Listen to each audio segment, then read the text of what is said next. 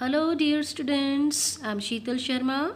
Today we are going to discuss important questions of chapter number 4 from the Diary of Anne Frank in your book First Flight. Let's start our discussion. Question number 1 is, why does Anne want to keep a diary? Anne एक diary क्यों रखना चाहती है? Answer is, Anne has a loving family and friends. Anne की एक प्यारी सी family होती है और उसके फ्रेंड्स भी होते हैं. But she feels herself alone. लेकिन वो खुद को अकेला महसूस करती है. She is unable to share her secrets with anyone. वो किसी के साथ भी अपने रहस्य, अपनी पर्सनल बातें शेयर नहीं कर पाती. She thinks that paper has more patience than people. वो सोचती है कि लोगों की तुलना में कागज़ में ज़्यादा धैर्य होता है. So she wants to keep a diary. इसीलिए वह एक डायरी रखना चाहती है ताकि वो अपने मन की सारी बातें उस डायरी में लिख सके. Next question is, how do you know that Anne was close to her grandmother? आप कैसे कह सकते हैं कि एन अपनी ग्रैंड माँ के काफ़ी नज़दीक थी? बच्चों, हमने डिस्कस किया था कि हर बच्चा अपनी ग्रैंड माँ के काफ़ी क्लोज होता है और ऐसा ही एन के साथ भी था. Answer is, after the death of her grandmother, Anne often thought about her. Grandma की डेथ के बाद एन उनके बारे में अक्सर सोचा करती थी, उन्हें याद करती थी. She missed her very much. वह अपनी ग्रैंडमा को बहुत ज़्यादा याद करती थी.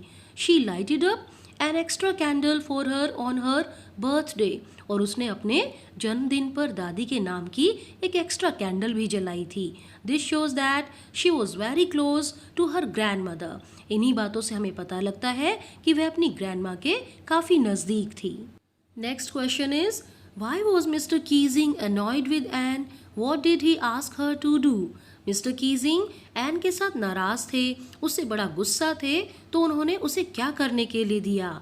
हाँ बच्चों, आपको याद है ना, एन भी आपकी तरह ही बहुत ज़्यादा टॉकेटिव थी और जब क्लास में पढ़ाई के दौरान बातचीत की जाए तो ये तो नेचुरल है कि पनिशमेंट मिलेगी ही.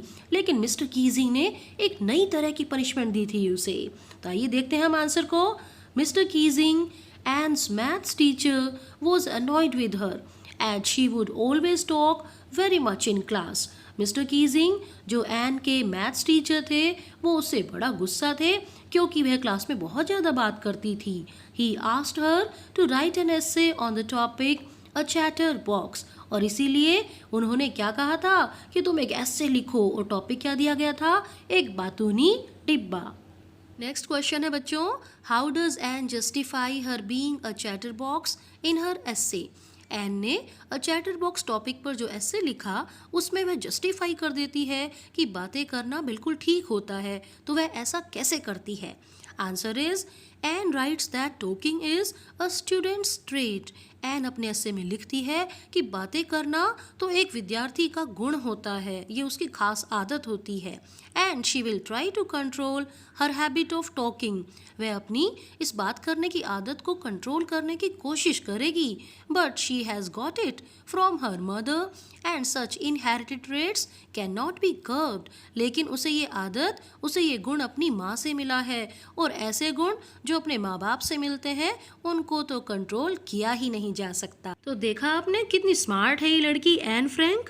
वैसे हर बच्चे के पास टॉकिंग के लिए तो बहुत सारे एक्सक्यूजेस होते ही हैं. नेक्स्ट इम्पोर्टेंट क्वेश्चन है बच्चों मिस्टर कीजिंग के बारे में. What do you know about mister Keesing? अब हमें यहाँ पर यह बताना है कि मिस्टर कीजिंग में क्या खास बातें थी, उनका एन फ्रैंक की लाइफ में क्या रोल था. तो आइए देखते हैं. आंसर है, mister Keesing was Anne's maths teacher. Mister Keesing Anne के मैथ्स टीचर थे. He had an innovative mind. उनका माइंड इनोवेटिव था. इसका मतलब उनके माइंड में हमेशा नए नए आइडियाज आते थे. इसीलिए तो उन्होंने क्या किया था, he gave a novel punishment to Anne. उन्होंने एन को एक नई तरीके की सजा दी थी. In fact he help to bring out the essayist and poet in Anne without hurting her. वास्तव में मिस्टर कीजिंग ने एन के अंदर जो टैलेंट छिपा हुआ था उसको बाहर निकालने में हेल्प की थी। एन एक अच्छी एसेइस्ट थी, अच्छी पोएट थी। उसकी ये क्वालिटीज़ इस पनिशमेंट के दौरान बाहर निकल कर आई। और ये भी कैसे हुआ? मिस्टर कीजिंग ने उसको हर्ट भी नहीं किया और उसके इस टैलेंट को बाहर निकालने में हेल्प की थी। बच्चों, एक अच्छे टीचर की ये क्वालिटी होती है कि वो अपने स्टूडेंट्स के हिडन टैलेंट को एक्सपोज करने में बहुत हेल्प करते हैं। और यही बात मिस्टर कीजिंग ने दिखा दी थी कि वो भी एक अच्छे टीचर थे। Next question is, why was the entire class quaking in its boots? पूरी क्लास डर के मारे क्यों काँप रही थी? बच्चों, हमने पढ़ा था कि एन फ्रैंक और उसकी क्लास का रिजल्ट आने वाला था, इसीलिए डर के मारे सारे काँप रहे थे। Answer is, it was the result day. वो दिन खास था क्योंकि उस दिन रिजल्ट आने वाला था। So the entire class was quaking in its boots, इसीलिए सारी क्लास डर के मारे काँप रही थी। The teachers were to meet to decide which student would pass and which ones would be kept back. Teachers को मिलना था, उन्हें डिसाइड करना था कि कौन कौन से स्टूडेंट पास होंगे और किस स्टूडेंट को अपनी पुरानी क्लास में ही वापस रखा जाएगा। इट मीन्स किस स्टूडेंट को प्रमोट नहीं किया जाएगा। Next question is, why did Mr Keesing stop to punish Anne? Anne तो एक टॉकेटिव लड़की थी, लेकिन मिस्टर कीजिंग ने उसे पनिशमेंट देना क्यों बंद कर दिया था?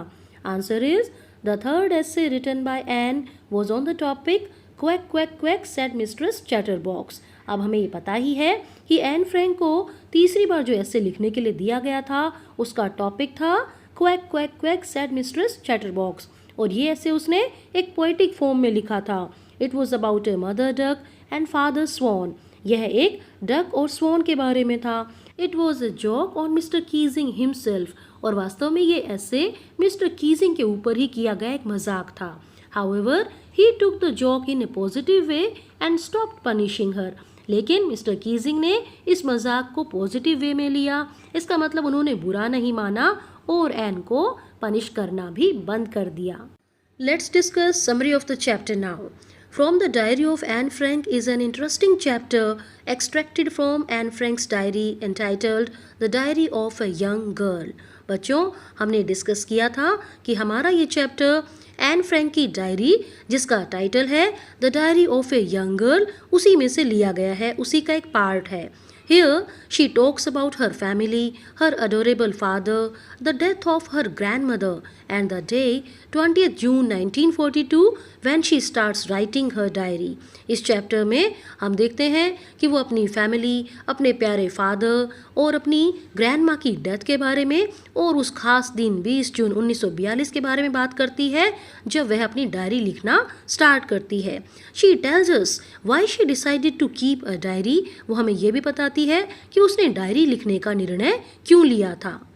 She recounts how Mr. Keesing, her maths teacher, punished her for talking in class. वह ये भी बताती है कि मिस्टर कीजिंग जो उसके मैथ्स टीचर थे उन्होंने उसे क्लास में बात करने की वजह से पनिश किया था।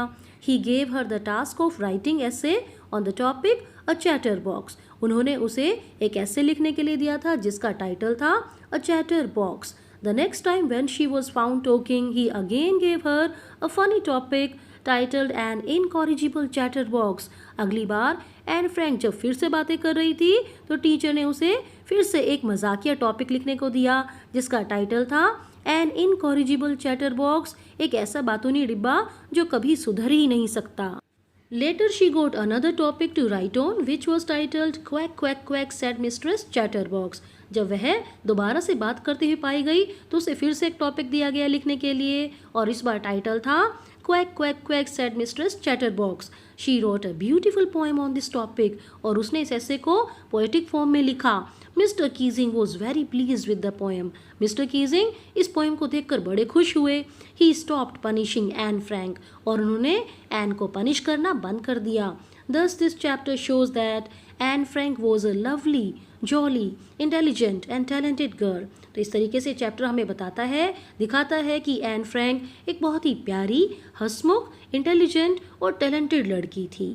तो बच्चों, इस चैप्टर को आप बहुत ही सिंपल वर्ड्स में इस तरीके से समराइज कर सकते हैं। In the end, let's discuss theme of the chapter.